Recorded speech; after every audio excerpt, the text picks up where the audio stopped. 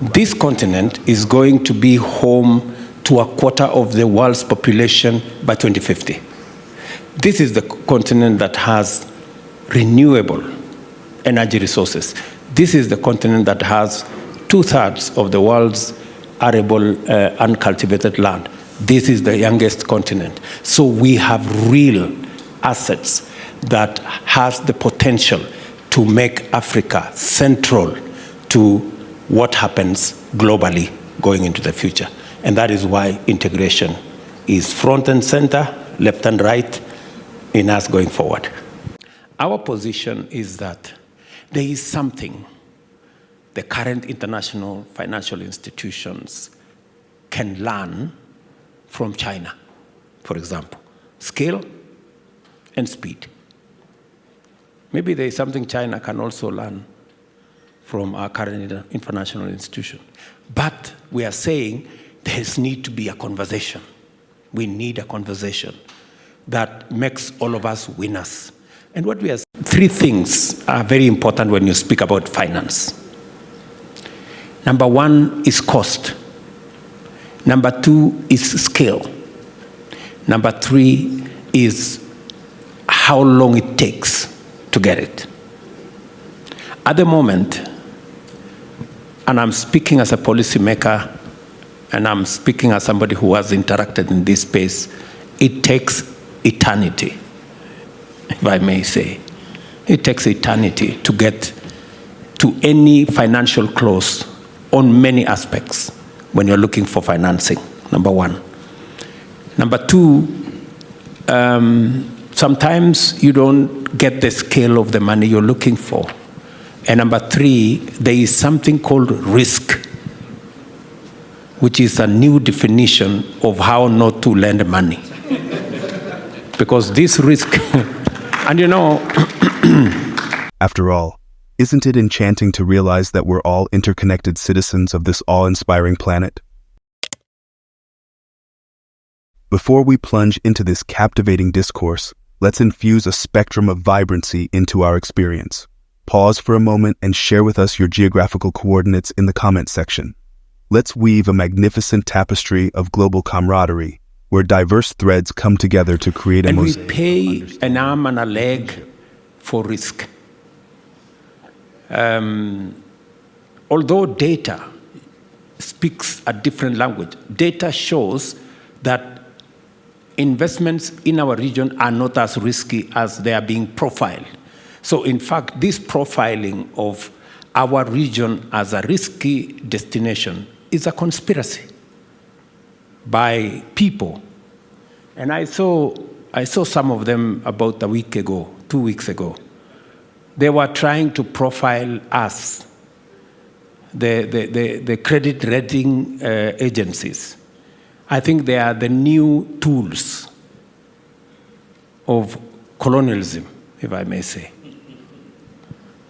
Because data speak a different language from the risk we are being profiled. And as a result, we are all now in this space, and it's almost a consensus that the people, the rest of us in this region, we pay anywhere between 4 and 8 times more for resources, for development, for investment, put in place infrastructure than others, than our brothers and sisters in the global north. And we have no problem with our brothers and sisters in the global north accessing finances lower than us. The question we are asking ourselves is that why are we not getting the same treatment? Why are we being profiled negatively when facts and data show something different? So this is the conversation we want to have. And it is a foregone conclusion today that the system we have is not working. There is need for reform of the international financial system to do 3 things. Reform to speak to time. How long does it take? It takes minimum 18, 24 months. You know, some of the interventions don't have that kind of gestation period. It doesn't have that time, number one. Number two, scale. I'm speaking, for example, and I'm asking myself, if we were to ask for $3 billion to build the standard gauge railway, which China was gracious to give to us, and it took a fairly short time, below 12 months, we wouldn't have built the SGR if we were looking for finances in the current financial system. We wouldn't get that scale. And number three, we wouldn't get the kind of interest that we are looking for. So, saying is, in the reform of these institutions, we're not being reckless. What we are saying is, let us have a fairer international financial system that doesn't price the rest of us into debt, into default, into a situation where it becomes impossible. I mean, let me just ask us seated here. If one person is paying 8 times more than the other, isn't that person paying 8 times set up to fail from the beginning? In fact, it would be a miracle if you don't default. In fact, I think some people are asking themselves, why have these people not defaulted? And it is the same reason, for example, why those Moody's people, the credit rating agencies, were really pushing that, Kenya is in very serious situation. Until we told them, if you continue profiling us negatively, we will pay off this debt and see what you're going to do. Because they were making it look like we are unable to pay. We're telling them we want to pay. In fact, we want to pay before it's due. And they wanted to tell us, if you pay before it's due, it amounts to a default. What kind of nonsense is that? I mean, if you pay your debt early, how does it become a default? It's madness, isn't it? But, we are not conforming to what their expectations. So they are wondering, you are paying 8% more. Why are you not defaulting? Why do you want to pay early? This is the unfortunate conversation we want to have. We want a fairer system that doesn't mistreat other people. We want a fairer system that we pay whatever others are paying. And good people asking for a fairer system, saying that we want to pay the same interest others are paying, is not asking for too much. It is not breaking the system. It is not unreasonable. I mean, by all accounts, it cannot be unreasonable. We're all saying, let's pay what others are paying. And let's get the scale that can help us achieve what we want. And let us accelerate so that we can all move at the same pace. So that is the push. It is the position of many leaders in the global south. This is not a conversation of north versus south. No, it is a conversation of fairness. And we're not saying the global north should pay more than us. No. We are saying, let's pay the same. Tell me how that is not a good thing. We have the advantage of location. Being a country in the East Coast with a port in Mombasa. So we are, to a good extent, a logistical hub, both for our region and continentally. Number two, we are also a financial hub. We have some of the best financial institutions, banks and international financial institutions headquartered here for our region. And it is the reason why we already have a very thriving trade and business environment between us and our partners, both in EAC, in COMESA as well. where we are members. EAC is among the most progressive interaction economic blocks in Africa. I think our intra-Africa trade, our intra-EAC trade is now, I think, 19-20%. While the intra-Africa trade, in Africa is down to 13-14. So we're already in that space. Our biggest trading partners today in our, as Kenya, is our regional partners, Uganda, Tanzania, Rwanda, Burundi, DRC. That's where our biggest market is. And therefore, we are already speaking to the Africa Continental Free Trade Area ecosystem. Intra-Africa trade is already where our biggest market is. And therefore, what UNCTAD is doing, providing us information, giving us leverage on where our trade should go is significant. And that is why I really wanted to be part of this conversation. And as we do that, we also realize that our continent contributes only 3% to international trade. So it means as we build our continent's network and integration to trade amongst ourselves, we also must have at the back of our minds, how do we meaningfully also contribute to international trade? How does intra-African trade also speak the language of international trade? And that is why it's also important for us to build the linkages we are building with EU, for example. We have a signed agreement now with EU. It should have been an agreement for EAC. We went ahead as Kenya because we were ready, but we are confident that our East African community friends will come along.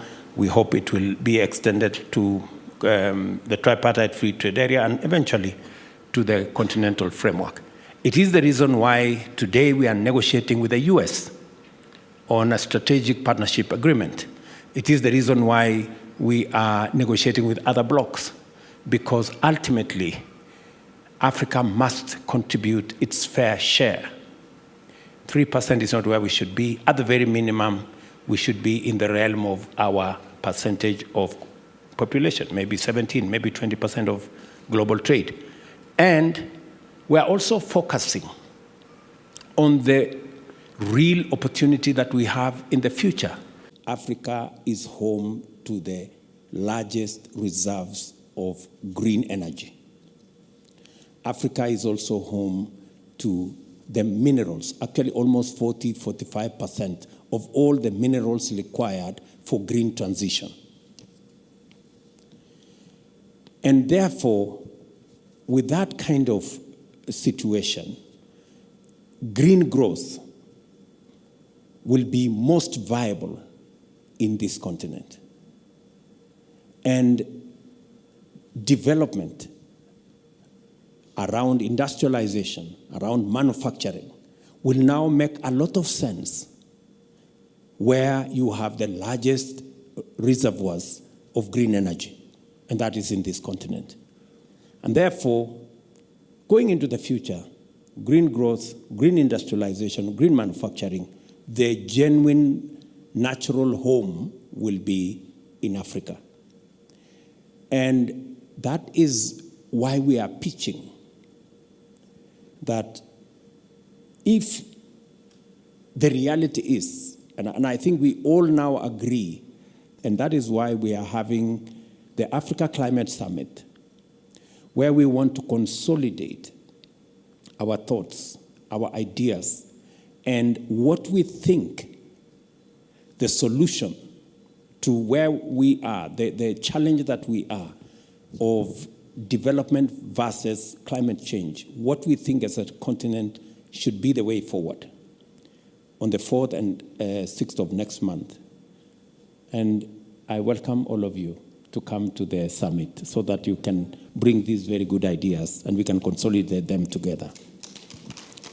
If we continue the fossil fuel trajectory, we will burn this home, this earth. And it will burn for everybody. It will not burn for the global south and leave the global north, or burn for the global north and leave the global south. We are on these together. So we better act together. And that is why we've taken the position that we do not want the old narrative of finger pointing. We want to solve this problem together. The global south and the global north together. How are we going to do it together? We have renewable assets. We have green energy. We have green minerals. We can provide green industrialization. What we don't have in abundance is financing and technology. We can have a win-win outcome if we bring global south green energy resources, global south green energy, global south green minerals, and we bring global north technology and global north financing. We will come out with a win-win solution instead of the endless quarrel between the north and the south. That is the proposal we intend to bring. And we do not want to come to the table with a blame game situation. We want to come to the table with solutions. And we will be proposing how how Africa can leverage on its assets. Number one, of green energy. Number two, of green minerals. Number three, of our human capital, the youngest continent in the world. Number three, of smart agriculture and unlocking the potential of the 2/3 uncultivated arable land in our continent. How do we bring these assets to the table? To do two things: to provide green growth, to provide jobs, and to decarbonize the rest of the globe. We can make a very significant contribution as a continent using the assets that we have in solving the global problem of climate change that is coming as a result of the exploitation of fossil fuels. We are willing to listen to others. We are willing to bring our ideas on the table. What we have refused is that we shall not be a continent anymore of victims. We will not come to any table just as victims of climate change.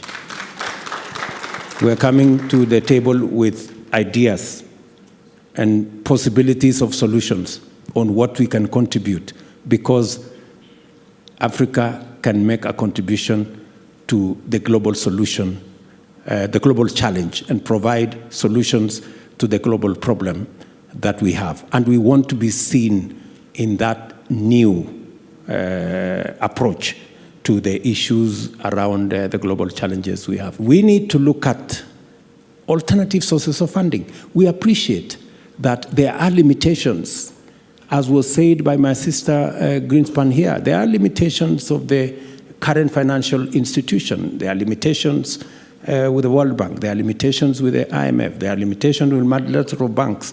And we are not accusing them of anything. There are limitations, genuine. Maybe they are 20%, as has been said, of what they were. Maybe the magnitude of the financial challenge that we have as a globe goes beyond these institutions. How do we develop other capacities? How do we raise more resources? And that is why the conversation about carbon tax is no longer a sterile. It's no longer a sterile proposition.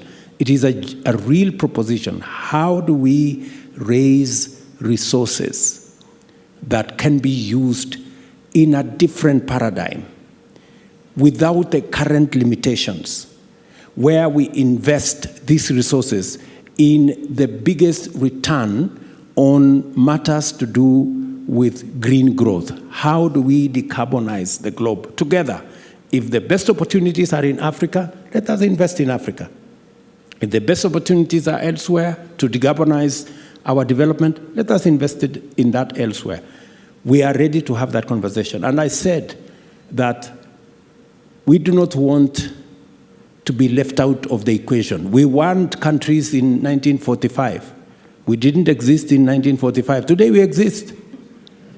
And we don't want to be pushed into the corner. We want to be seated here and making a contribution. If it is carbon tax, if it is on aviation, we want to pay our portion. If it is on marine movement, we want to pay our portion. We want to pay our portion. We don't want to be joyriders. We don't want to be bystanders. We don't want to be in some corner, because the old adage says, if you are not on the table, you could possibly be in the menu. I think we may possibly have been in the menu for long. Now, we don't want to be there anymore. We want to be where the conversation is having on the next global financial system. And we want to make our contribution in terms of ideas, and we want to make our contribution if there is any contribution to be made in terms of paying our portion of taxes that are required.